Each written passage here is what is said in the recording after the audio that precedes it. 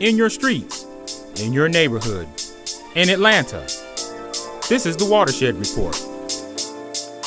The Department of Watershed Management recently hosted a community meeting at the Simpson Street Church of Christ in historic Vine City. Around 100 residents and community leaders received updates and provided feedback on the Boone Blvd Green Infrastructure and Relief Project, as well as Rodney Cook Senior Park. The Boone Blvd Green Infrastructure and Relief Projects will provide relief to the North Avenue combined sewer area, as well as water quality improvements through the use of green infrastructure. Dedicated bike lanes and streetscape improvements are also being installed along Boone Boulevard between Northside Drive and Mason Turner Road. You have evidence along Boone Boulevard of so much green infrastructure. But what I'm really happy to say is that with the green infrastructure, there's been real engagement with the community.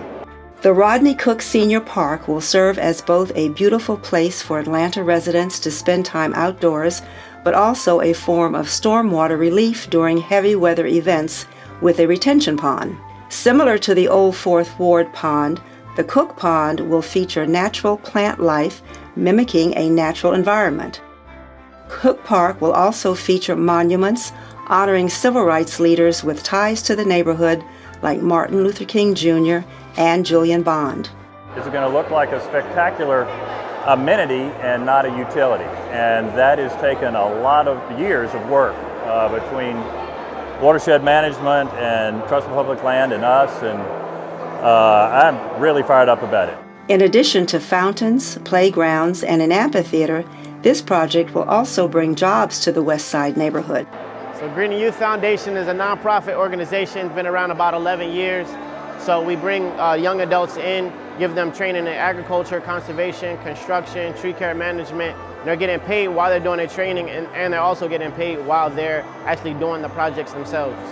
I'm really impressed with the efforts to get information to the community about not only the water improvements for all the flooding that occurs here, and the efforts to get our young people, well, any people in the community, back in the workforce. For more on this and other Department of Watershed Management projects, go to atlantawatershed.org. Also, follow us on social media at ATL Watershed and subscribe to our YouTube channel, Atlanta DWM.